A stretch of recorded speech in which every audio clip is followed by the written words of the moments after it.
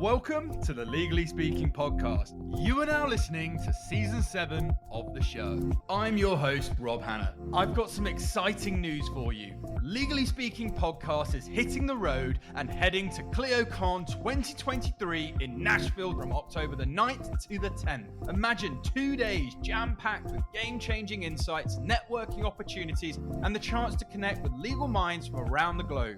Whether you're an attorney, paralegal, or just someone passionate about the world of law, this conference is for you. So mark your calendars and join us at ClioCon 2023 and see you in Nashville. This week, I'm delighted to be joined by the wonderful Jacqueline Schaefer. Jackie is the founder and CEO of Clearbrief. Prior to founding Clearbrief, Jackie interned at the Massachusetts Office of the Attorney General and Center for Reproductive Rights. She was a summer associate at Paul Weiss before going on to become a litigation associate at the firm in New York. Jackie has experience as an assistant attorney general in Alaska's Department of Law and Washington State Attorney General's office. She also has held several positions, including corporate counsel, in-house legal counsel, and general counsel. Jackie currently serves an advisor to Think of Us and is an advisory council member for X4 Impact. In 2020, Jackie was a finalist for the Women in AI Rising Star Award by VentureBeat. She won the 2021 Washington State Bar Award for Legal Innovation and was honored on the ABA's 2022 Women of Legal Tech list. Clearbrief was named 2022 New Law Company of the Year at Legal Week and was winner of Best New App at the Clio Cloud Conference in 2022 and also won Litigation Product of the Year in 2023 at Legal Week. So a very warm welcome, Jackie. Wow, thank you. That was a a long journey. I was like, oh, I forgot about those. Yeah, those internships. All those amazing achievements and everything you've done for the community. Go you.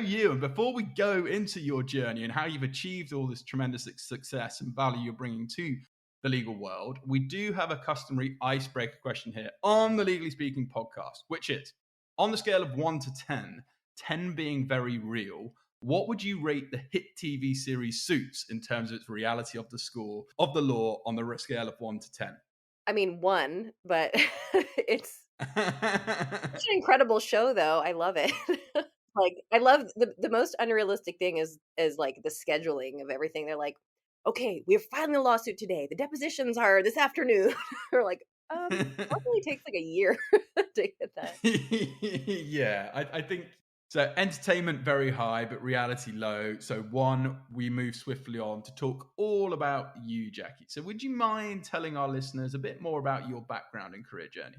Yeah, absolutely. So I'm a litigator. I've always loved, legal writing. That was why I wanted to become a lawyer. And it's sort of, made my way to founding an AI company. It's shocking to me as it is to, to others. But I started out, as you said, in big law, where there's such an obsession, right, with perfect legal writing. Every single sentence has to be, absolutely accurate. There's a whole team of people working to get one brief out the door. But I spent most of my career in government, actually as an assistant attorney general in Alaska and Washington State, where it's very different. You're sort of like doing it, the brief, you're writing it all yourself, really. Everything is on your shoulders. You do sometimes have, paralegal support occasionally, but there was always this scramble in both of those settings that just kind of drove me nuts, where I loved the creativity and the writing and, coming up with the legal theories. And then it was like just a bunch of drudgery where you're like, deleting extra spaces after every period and trying to do, the table of authorities and sort of all these like admin type tasks to meet your deadline for filing. And so, when I had later became, in-house counsel, and I was advising, outside counsel on our litigation, and working with them closely. I was starting to learn more about AI and data science because the company where I was working, it was actually a national nonprofit that provides sort of data to government agencies and court systems. And so I was actually working with judges across the US and like learning about their pain points, which were very similar. And so I got really inspired to, I did like, I guess a step towards becoming an entrepreneur, which I was like, I'm going to write an article. And at the time that was a big deal. I was like all by myself, like no one's telling me to do this.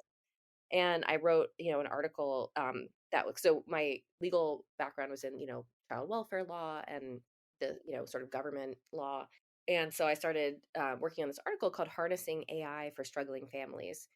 And in writing the article, as lawyers do, like I just sort of learned all about, the subject.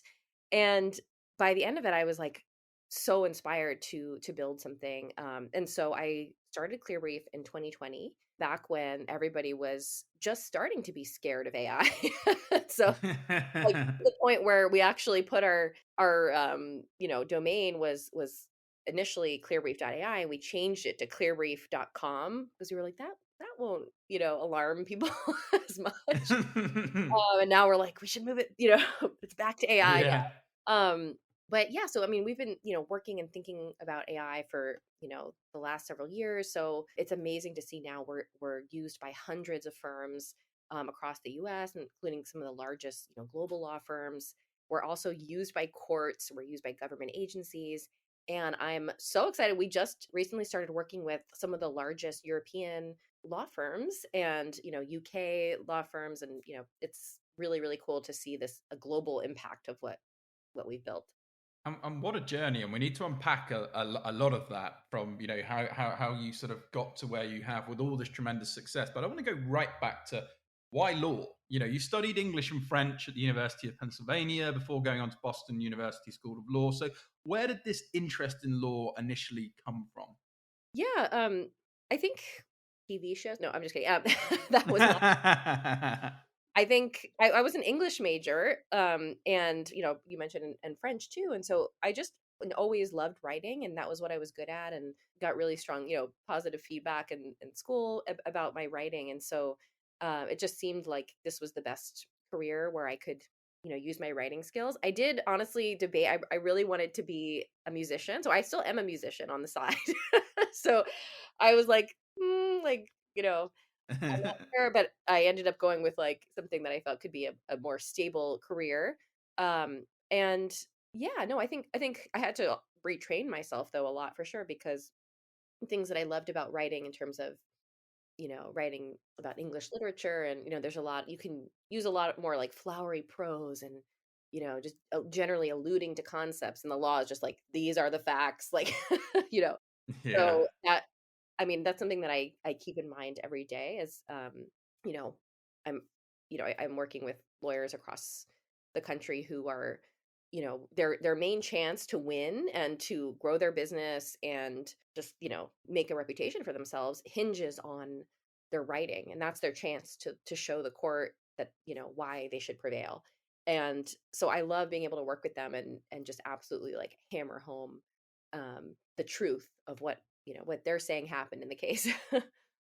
Yeah, and I think again you're doing fabulous with that. I want to sort of go from sort of so you've explained like why law and your background, sort of your some of your earlier roles because you were a litigation associate, as I mentioned at Paul Weiss. For people that might be less familiar, tell us more about that role and what was your experience like working for one of those top firms as Yeah, so it's just like Suits. It's literally like that's why I like it. I'm like, oh, the offices like really remind me of like it's a very glamorous, and honestly, it was such an amazing way to start my career. But it's just a massive law firm. It's kind of like the Golden Circle, firms in the UK, and where Paul Weiss, for example, just one thing I think is really cool is, one of the lawyers, she now actually started her own amazing law firm. She was the one who represented the gay marriage case in the U.S. Supreme Court and won. And so they just do a lot of like really powerful impact litigation on top of course, representing like massive banks and financial institutions. So it was just a chance to work with lawyers who are just like at the absolute top of their game, and absolutely terrifying because it's just such an intimidating environment because everybody is so brilliant. And actually, that was another way where I felt like, okay, I wasn't always able to dazzle like in the moment at the at the meetings, but I could, I knew I could show up and write well, and that's how I, was able to sort of prove myself in that environment. But yeah, no, it was, and I remember also just gaining some confidence of not being afraid to speak up, in meetings where I was the most junior person. And like I remember one of the companies that we, you know, represented, they brought me to the meeting and it was like a room full of I was the only woman there, a room full of like all older men. And anyway, I just remember kind of pushing myself to, interject and just sort of show that I deserve to be there. And it's those kinds of moments that along the way I think helped develop the um just the courage to start a company too. Kind of that environment was a great training ground for you know speaking up. I love that. And there's a really important message in there about, like you say, the comfort zone's great, but nothing grows there. Getting out of that comfort zone, being present, really kind of pushing yourself. And, that's sometimes what people need to hear. And I think that's really inspirational. Obviously, from those learnings, you've grown, developed, and as you say, moved into the sort of entrepreneurial world and now have a hugely successful company. But let's keep going through this wonderful journey, because I'm enjoying learning about this and little nuggets of wisdom that you're picking up along the way that's built you up to Clearbrief, which we're going to talk about a lot more later on. For those people who might be less familiar, though, the US legal system, what roles do the departments of law and the state attorney general offices actually play in America? Do you mind just sort of giving us a shortcut answer to that? Yeah, absolutely. So the state, attorney general's offices, there's certain laws that the state is really the main government entity that enforces those laws. Um, and so there's, always like a criminal division and then a civil division. And so when I was at the attorney general's office, I loved, working there. It was amazing. I was in the appellate section. And so the sort of last, similar to the in the UK, of course, like where then there's an appeal and you're in front of the highest court and the decision becomes binding precedent. And so it's a huge opportunity to make an impact on the state law. And so, in Alaska, I would regularly get to brief and argue appeals before the state's, highest court. And another cool thing that at the attorney general's office, sometimes you get to write attorney general opinions where they have the force of law almost, where it's sort of the attorney general saying, look, this is how we view the law. Just everyone be aware of it. Like it's sort of like where this is how the, executive branch is going to enforce this law. And so, for example, one of the things that I worked on was I worked in a lot of the state's relationship with tribes, and Alaska has hundreds of tribal entities and they're sovereigns. And so it was like really interesting sort of legal issues around how the state needed to respect tribal authority, and sort of like vice versa too. And so one of the attorney general opinion that I wrote, was at the time a big deal, like where it basically said the state is required to enforce tribal court orders around domestic violence. And so if a tribe in a remote part of Alaska, says, look, this person's in danger, that person can now go to the state trooper and say, hey, I need help enforce this order for me. Whereas before they were like, well, we can't follow that. That's from a tribe. We only follow, US state courts or federal court orders. So it made a difference, like for public safety, right, on the ground in Alaska. And so that was, really, really exciting. And part of writing that too is there's always like a political element, I think, too, at the attorney general's office where, you're working on matters that are very politicized. So it was just a great, environment to sort of learn about how do you achieve, the best outcome for your client, but still like keep your moral center and, because you don't always agree politically with the leadership necessarily, but it's about doing being faithful to what the laws, actually say. Fascinating. Just loved hearing about that, and so interesting. The diet of work that you had is very different to what some other people and other legal people's journey type of work they did. So thank you for sharing that. I want to sort of ask a little bit more, probably about challenges and opportunities. Again, building up to coming to talk about Clearbrief. What unique challenges and opportunities did you encounter during your time as a corporate counsel? At I think it was the Arctic Slope Regional Corporation, and then in-house legal counsel at KC Family Programs, and as a general counsel of Weekdays. Talk us through some of those challenges and opportunities. Yeah, absolutely. So my first sort of role after leaving Paul Weiss and Big Law was again, it probably isn't like totally the typical general counsel situation where I was working for in Alaska the largest Alaska Native Corporation, which these are special corporations that were created by federal law, basically, where sort of tribal members in Alaska, as part of like settling oil claims, got instead of sort of just getting like a cash payout or whatever, they became organized as corporations, and so they have shares in the corporation, and so there's all these ancient tribal lands that are now used for like oil and gas development, and so there's a really big tension between sort of sometimes the traditional tribal use of the land, and also like the desire to create a stable economy for tribal members. So anyway, it was like really interesting legal issues. But I was I started to do some HR issues there and like learned about human resources. And then when I was in-house at Casey Family Programs, it's a $3 billion national nonprofit that works across, across the US with pretty much every single state child welfare agency and a growing number of court systems. So there I had a lot of different, roles, but I was also advising the data science team. That's kind of where I started to learn about, data science and AI. But I was, managing outside litigation, and that's really what gave me a lot of insight into like, oh, okay, I get it why like it's super annoying to like they ask you a simple question and then, they write back like a really long complicated legal memo or something, and you're like that was not helpful. I just need like a quick business oriented answer.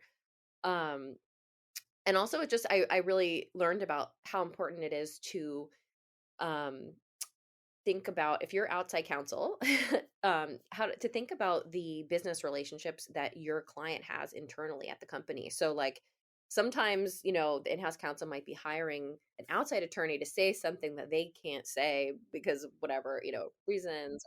Or sometimes, we'd hire outside counsel and they would come in and they'd want to, you know, sort of get all the glory of, talking to the CEO or to the business side. And, the in house team would be like, look, we hired you, like you're just we're your mouthpiece, like you don't get to like you know go directly to the business side. And so I don't know, just sort of thinking about those dynamics is really important to like keeping your clients happy. Yeah, absolutely. And again, some interesting insights there in terms of how certain people position things and certain tactics and strategies. So, yeah, really, really fascinating stuff. So, let's talk then about Clearbrief because you did found the company in 2020. What were your motivations behind Clearbrief? You've touched on it, but I'd really love to know like the why. And then what was your initial plan for the AI platform? Because I know every business starts somewhere, but necessarily finishes somewhere a little bit different. So tell us more. Yeah.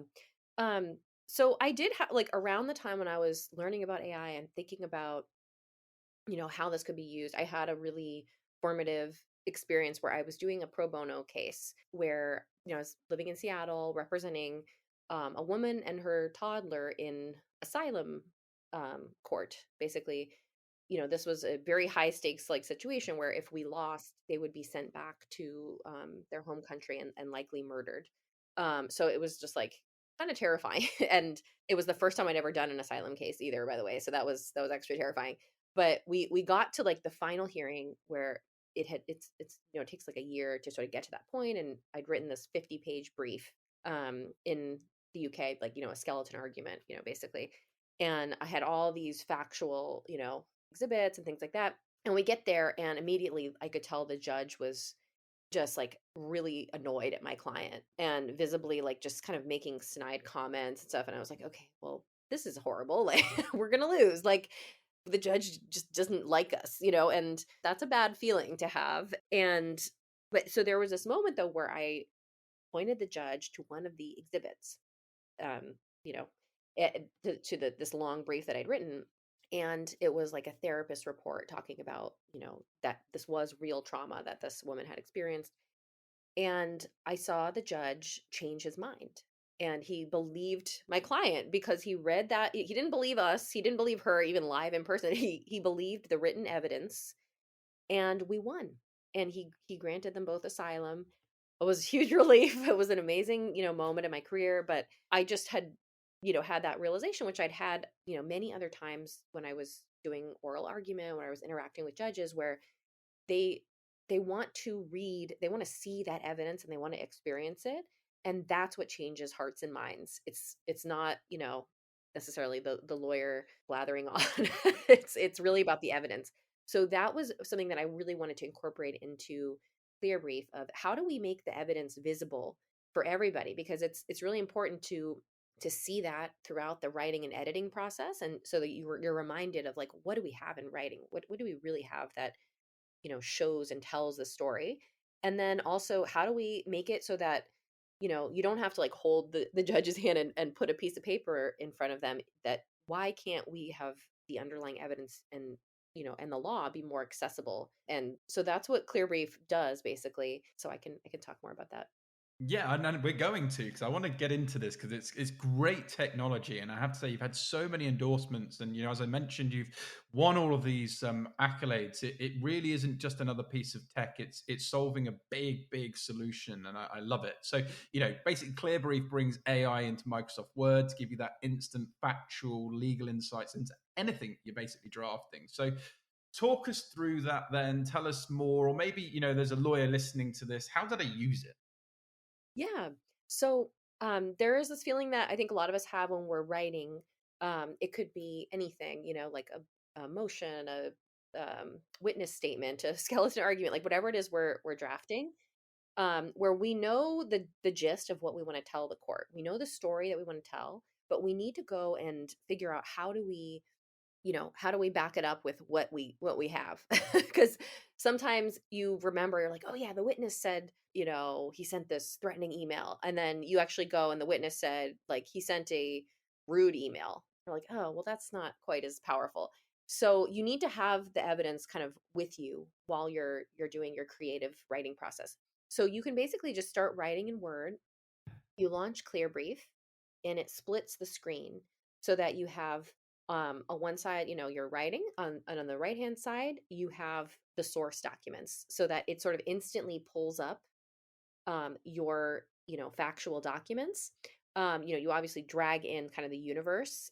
We also integrate with a lot of amazing platforms like Clio, NetDocs, and now Relativity and iManage. Many we have others in the queue too, but basically you can kind of copy in those, you know, that jumble of evidence that you got in Discovery, and Clearbrief, processes it with AI, makes it, something that's instantly text searchable. So I can select my sentence, like, um, he sent her, a threatening email.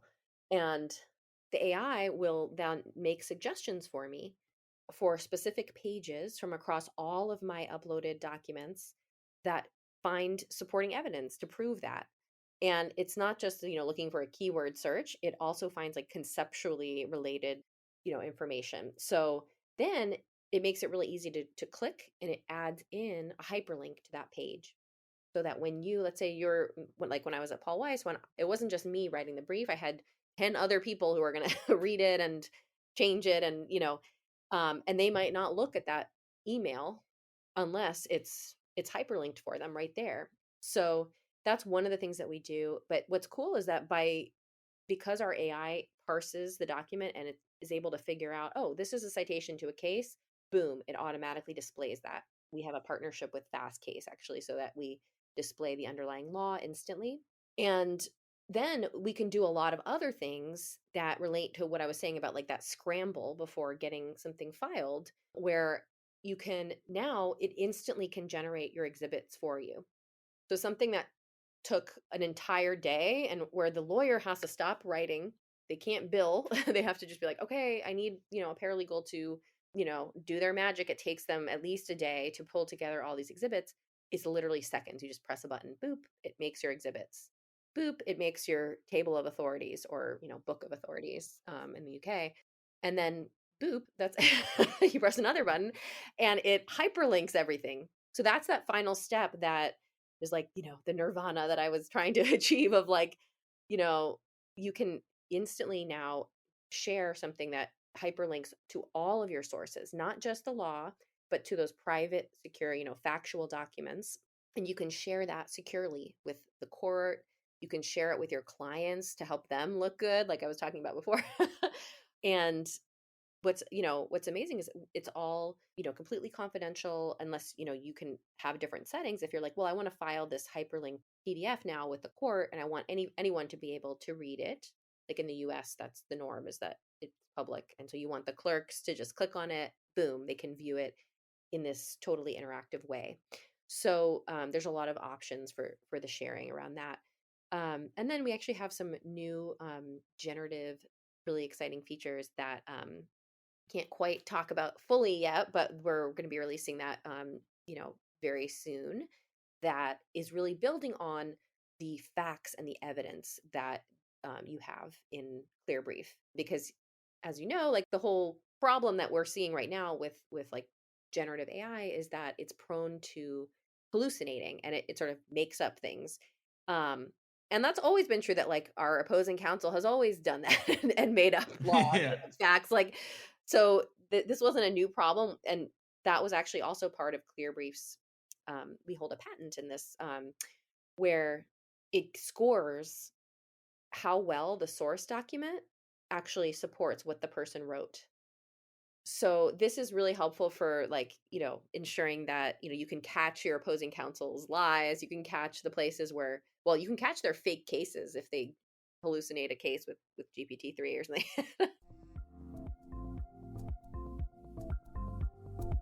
Time for a short break from the show. Are you looking for a way to get your firm working more efficiently and profitably while ensuring a better work-life balance for your team? Well, if you haven't considered our sponsor Clio, I'm here to strongly recommend that you do. I absolutely love working with Clio. Not only is it the world's leading legal practice management and legal client relationship management software, it also has a really solid core mission to transform the legal experience for all, something I personally support. What sets Clio apart for me is their dedication to customer success and support. There are lots of legal softwares out there, but I know from talking to Clio users that their support offering is miles ahead of the rest, with their 24/5 availability via email, in-app chat, and over the phone. Yes, you can actually call in and speak to someone. Clio is also the G2 crowd leader in legal practice management, in comparison to 130 legal practice management softwares, and has been for the last 14 consecutive quarters. G2 Crowd is the world's leading business solutions review website. You can check Clio's full list of features and pricing at www.clio.com/legally-speaking. That's www.clio.com/legally-speaking. Now back to the show. So let's talk a bit more then about the courts, because you mentioned that, and law firms. How has the adoption of ClearBrief been across the US with, amongst law firms, courts, government agencies? Give us a feel. Yeah, so we started out working with solo and small firms because, what's amazing about, small firms is like they have been really early adopters of, the latest technology, because they're like, look, I cannot afford to spend a day on my table of authorities and do it manually. Like, that's costing me the ability to like take on a whole other case or grow my business. So we started out working with them, and that's been, that was incredible. And we continue to serve that market. But then we also started to get, massive, really large firms coming to us also wanting the technology. So we started to really focus on that market as well. And so that's where we're seeing really, rapid expansion, including in Europe and the UK, which is so cool to me. And yeah, I'm really, really thrilled to see it hitting home, because it's the same problem that, it exists universally, of when you're writing something to the court, you need to show and prove that what you're saying is true. So it works, equally well for for UK litigation too. So and then the courts were interesting, because we had started just with a couple of, courts and judges and a couple of government agencies that were willing to sort of like take a chance on us. I will say that, so ClearBrief is one of the only legal AI companies that is SOC 2 Type 2 certified, which is, really strict security standard where like we meet like the absolute strictest standards in the industry. So that was a decision that I made early on, which it's really expensive for companies to do that and to get that certification. But I was like, look, we won't be able to succeed with these types of customers unless we can prove to them that their most sensitive data will be secure. So we've like over invested in security. And so that was what actually allowed, government and courts to get comfortable. And it's been really, really exciting. We're growing now with like we have 2 new state Supreme Courts just this month that are starting up with Clearbrief. I was yesterday on the phone with, or no, not on the phone, on Zoom with judges. And I like to do the trainings for judges because I just think it's so cool. So I do it personally. So I was doing some trainings yesterday, and no, it's just amazing because they are, a lot of the judges, they are, folks who have a lot of experience in the industry. They didn't grow up with technology. And so to see them really embracing technology is just gives me hope for, the future of government, and that, they want to be more efficient because they have to in order to do the quality of work that is required of them with the volume of cases that they have. So like I'm working with a judge who is right, because when the judges, this is something that actually not everybody might realize, but judges are also terribly paranoid about their writing, like making mistakes, which that to me like kind of made me feel better. I was like, oh, great. Like they're also freaking out about the citations and whether they were accurate and whether, they misrepresented what this witness actually said or what the case actually said. So they're using Clearbrief for writing their opinions. They're also using it for sometimes like if they're live in a hearing and they can sort of like Google in Clearbrief in Word. Don't sue me, Google. They can search, across everything and find that factual document. Like, well, didn't the witness talk about the birthday party? And then the judge looks like really prepared and, really brilliant. So they love that feature. So yeah, and courts are just they're facing what's really interesting in the US is that there was a lot of money available to courts during the pandemic so that they were able to quickly adapt to that, difficult situation. But the money has sort of gone away in the US. And so they're now kind of back to where they started, where they haven't also like, a really large caseload and the docket is absolutely full, but they don't have the resources to keep up with it. So technology is a really good investment for them because if it lets them, you know, free up hours of a judge's time, and hours of a, court clerk's time, then and still deliver, really accurate work. That's how they're going to survive. But I think that that's sort of like an existential challenge to the courts is like getting sustained long-term funding and budget for technology.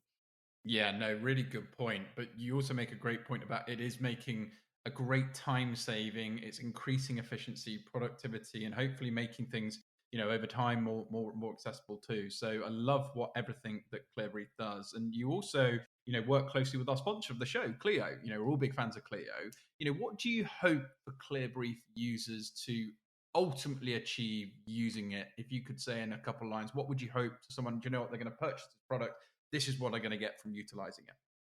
Yeah, so they're going to be able to write a fact section in a demand letter, in a brief, in a motion, in a fraction of the time that it used to take them, but it will be a much tighter, much more persuasive, piece of writing because they're able to tie everything they say to the evidence.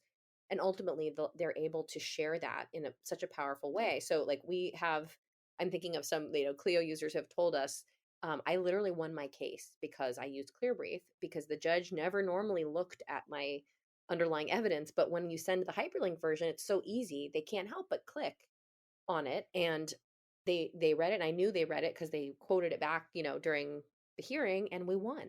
And that wouldn't have happened without Clearbrief. So that's my vision for, for all of our users that they win because not because they, spent weeks and weeks of extra, time and suffering and to prepare, but actually because they were able to highlight the best evidence faster and communicate that in a really elegant way. Love that. Love that. Because we all want to win. At the end of the day, it's important, you try your absolute best, but you want to get results for your clients. So let's talk about Twitter, because Clearbrief recently went viral on Twitter after the sort of ChatGPT scandal went out. So tell us more about that scandal. Yeah.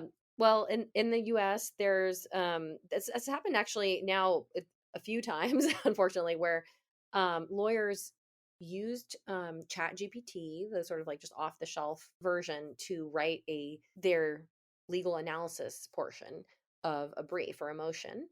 And in this particular case, they had it generated fake cases, and the cases looked kind of like a real case, like in terms of the citation, looked sort of real, although there were clues. But then, and this lawyer in particular actually asked ChatGPT, like, "Are these real cases?" And, and "Are you sure?" or whatever. And ChatGPT was like, "Yes." Um, and the lawyer actually, one interesting aspect of this case was that he said later in his defense that he thought that he just didn't have the expensive subscriptions that are required to like Westlaw and Lexis, and I guess he had let his fast case, subscription expire, and so he was sort of like, "Oh, I just assumed it was an out of network case or something that he couldn't get access to." But anyway, he filed this brief, and it was discovered that these were totally fake cases, and he had to sort of write this affidavit to the court, um, coming clean about that. And ultimately, the firm was sanctioned. It was hugely embarrassing. The New York Times wrote like an article about it, and it was just all over the law Twitter. So anyway, I woke up early the weekend that this came out, and I took the affidavit, and so one of the things that Clearbrief does is you could drag in your opponent's PDF of their writing, drag it in, it will automatically convert it to a Word doc and start analyzing it for you with the AI. So I did that and took a little video showing how Clearbrief identified those case names, even though they were fake. One of the things that our AI does is it can, even just from like sort of fragments, even if you've messed up the formatting of your case citation, it can figure it out basically and try to display it for you. But it identified these, and it was like, "We can't find this. We can't find this. We can't find this." One of them actually, they had a real case citation, but the name was fake and it didn't stand for the idea that they. So it was really cool to see that Clearbrief would have really helped and solved this problem. And in fact, we actually are seeing that as a driver now of, um, especially at these massive firms where they're worried because so many different people touch the brief. What if you have, an associate, summer associate who's using Chat GPT and sneaks it in there? It looks good. Nobody's, site checking every single sentence. Well, I mean, they should be, but um that's why a tool like Clearbrief, it makes it so simple to get eyes on every single sentence, to make sure that you don't have this embarrassing fallout for your firm. I love that. And it's, yeah, you're right. It helps dot the I's and cross the T's, and really sort of, ensure everything is covered. And it's just a great, not only insurance policy, but proactive tool that can do so much. And I just love learning more about it. So let's talk about AI generally, though. How do you see AI transforming the legal profession? Do you think there are risks for lawyers and law firms that they should be aware of? Yeah, I think probably the biggest risk right at this moment in time is not being curious enough about it, because it is, absolutely, I'm not one of I really am not one of the legal tech entrepreneurs that's just all about like the hype cycle and, but this is something that we cannot ignore. If you are a serious lawyer, you cannot ignore AI. It's here. It's something that even if you're not using it, your opponent is going to be using it. The court is going to be using it. So you need to be getting with the times and, not only making sure that you're sending bills to your clients that are reasonable, that you're not, you know, spending, billing them for 8 hours to manually do your table of authorities, your book of authorities. They're not going to pay that, starting now. And in fact, I can say, Clearbrief is also starting to be used by in-house litigation teams for like, we just started with a handful, but they're the largest, Fortune 500, companies. It's really cool. Um, but one of the things that their general counsel was telling me was they sent out, letters to all of their outside counsel that said, "Tell us how you're using AI and what is your plan, because we need you to be, using it. And if you don't have a plan, like we're done." So Yeah, yeah. There that was amazing to hear. That I was like, okay, like this is really happening, that your um your clients are demanding that your law firms get efficient. And as we know, there's nothing else that law firms really listen to. Then um it's been like notoriously hard to change how people work. So in terms of like sort of what do people need to know about, AI and large language models? One of the things that I think is not well understood is like sort of the types of large language models and their ownership, I guess, in a way that influences how lawyers should be thinking about them. So, for example, OpenAI is the company that sort of owns the Chat GPT and its variants. And so the issue with these private, large language models is that usually the data has to be sent back. There's like, a requirement by vendors that work with them and sort of the off the shelf licenses that some fraction of the data that you're putting in when you're using that tool is going back to OpenAI and they're using it to train their models. Um, so that's like a private, sort of large language model. There's also large language models, and that's what Clearbrief has used the second type, where they are called, open source um, LLMs. That's can sound cool at a cocktail party. The LLMs, the large language models, where those are there's no nothing is leaving the ecosystem of Clearbrief. When you use Clearbrief, it's all staying inside the bubble. We don't have to send something back to the large language model overlord. So that is one thing to think about, and that's something that does require a little more like digging and understanding of the vendors that you're working with. um, but I think that was sort of like a helpful thing for lawyers to know about AI and how it works. And I think you're right. It's really important we know how to use the tools, right, and understand them thoroughly. So I really appreciate you giving that extra insights. And people should definitely rewind that, listen to it a couple of times, just so it sinks in. It's really important points what you shared. Jackie, you also, I mentioned in the introduction, you won the Washington State Bar Award for Legal Innovation for founding Clearbrief, and your law review article titled Harnessing AI for Struggling Families. Would you mind just outlining the key points you discussed in that specific article? Yeah, so that was what I was kind of alluding to at the beginning, where it was the first step towards doing something that was not like asked of me at work. It was I spent kind of like my free time just like working on it. I was really passionate about writing it. So I had been working on cases and appeals related to the child welfare system in the U.S. And I had learned about how a lot of the funding is all based on like data points that the social workers at these government agencies are sending to the federal government in exchange for getting funding.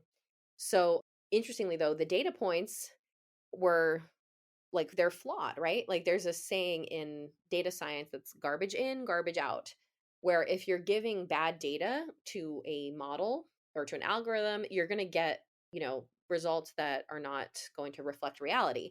So what was happening was because of the way that the incentives and sort of like how things were being asked, um, the data was not super accurate and it was leading to like different things being funded. So for example, one example was just like how they asked social workers to describe the race of a child or their connection to a tribe, or a lot of times it was leaving out biracial kids or like kids with different types of family connections. And so there wasn't funding for special services for those families. That's just like one example. But so the other problem though is also that the government data that is collected, it does still have value, but it's very, very hard for any researchers to get access to that, to understand how can we hold the state agency accountable? How can we tell if what they're all the taxpayer money that's going towards this is working if we can't access that data? So I wrote this article that was talking about like here's like legally how if we change this at the federal level, this could help get research access to the data. And then let's assume we could get that access. Here's some ideas for how we could apply AI to that data set to like solve some real problems.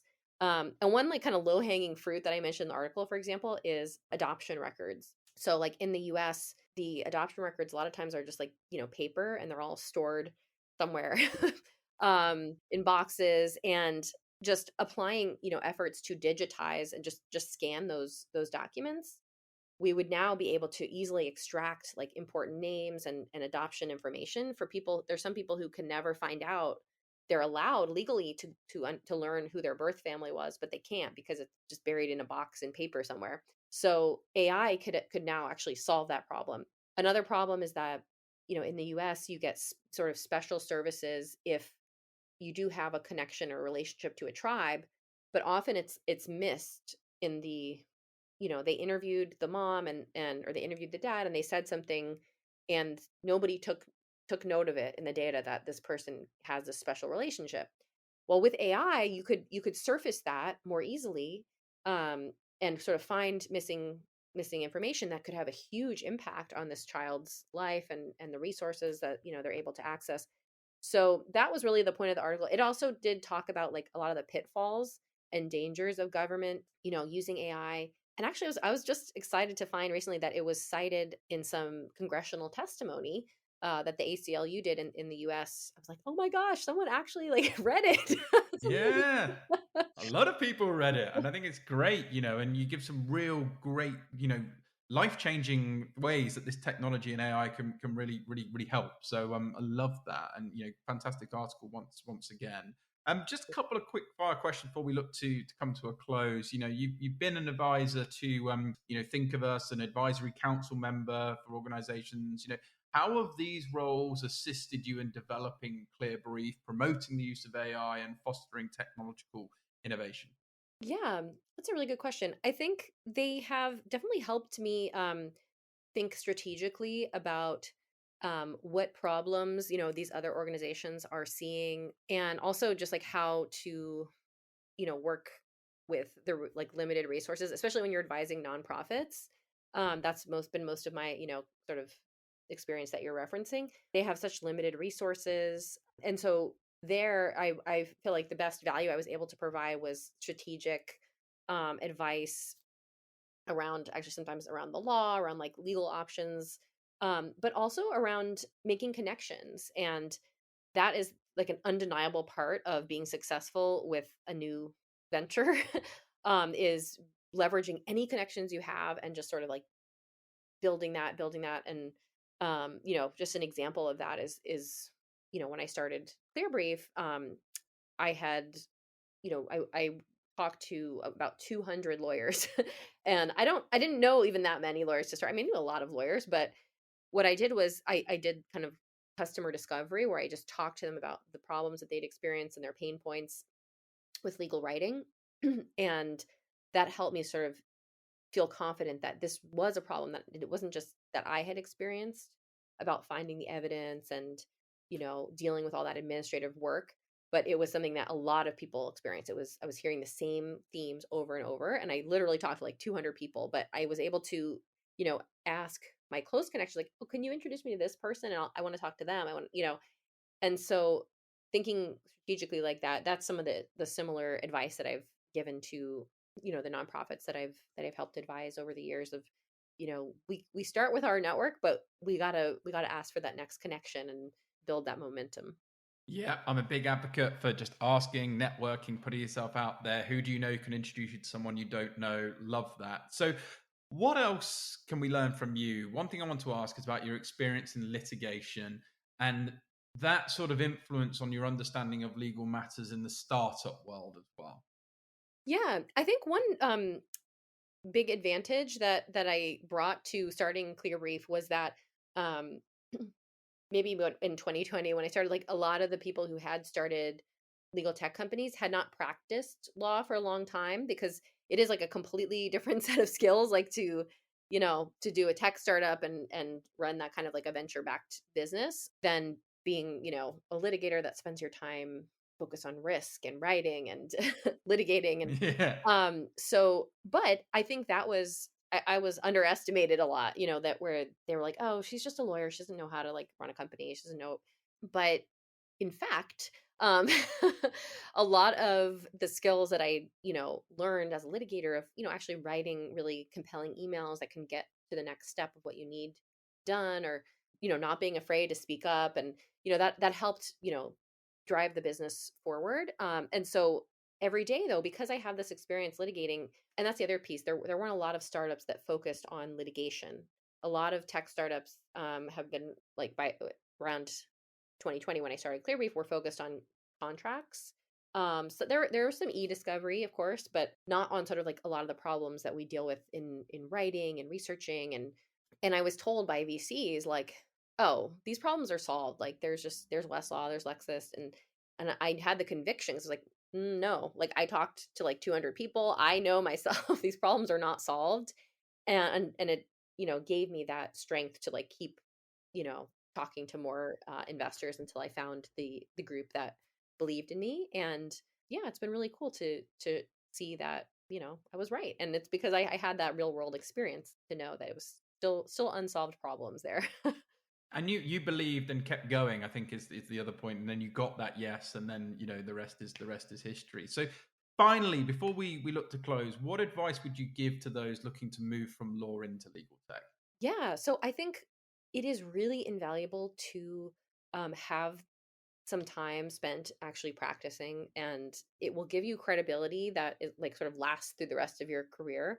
So I personally think it's really helpful to start as a practitioner, and be the most tech forward person at your firm, because it's not hard to be that person. Like just embrace it. Just be like, who wants to do that extra training like on legal research? Like, oh yeah, I'll do it. Like, who wants to be the one who's leading this pilot project? Like me. Being known as the tech forward person, you will get so many more opportunities than, and I see it just in my customers, like the people who are the associates who are just starting out, who volunteer, the paralegals, they are now interacting with the chair of the firm and the head of the innovation team. Like it's a no-brainer to me to really become that person who's just curious about technology.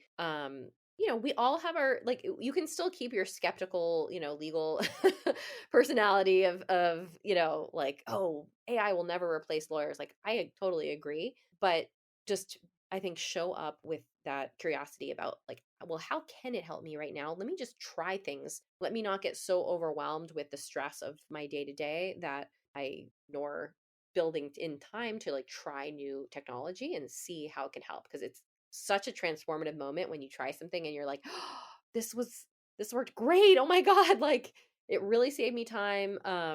Yeah, so I think there's a huge role for lawyers who are who understand the craft of lawyering, but also have curiosity and openness to learning about the latest tools. Yep. Always stay curious and always be open to learning. I love that. And finally, if our listeners would like to learn more about your career or indeed Clearbrief, where can they find out more? What's the best way to them to follow you, get in touch? And we'll also share any social media handles and website links with this episode for you too. Yes, I would love to talk with anyone listening. I honestly still make it part of my practice as CEO to talk all the time with users and potential customers, because it informs our product development so much. You can just get in touch. Just email us at hello@clearbrief.ai.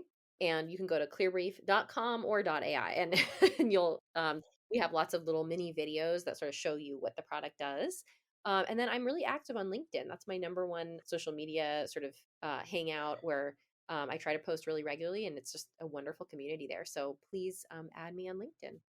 Yeah, absolutely. I can vouch for that as well. I love following your content and everything you post on LinkedIn. It's just been an absolute pleasure, Jackie, having you on the show. So thank you so much for joining us. So from all of us on the Legally Speaking podcast, wishing you lots of continued success with Clearbrief, your future pursuits, and indeed career. But for now, over and out.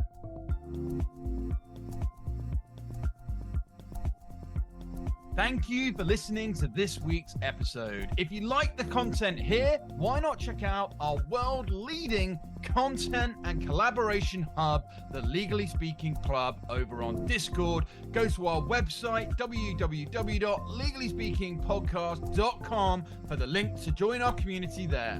Over and out.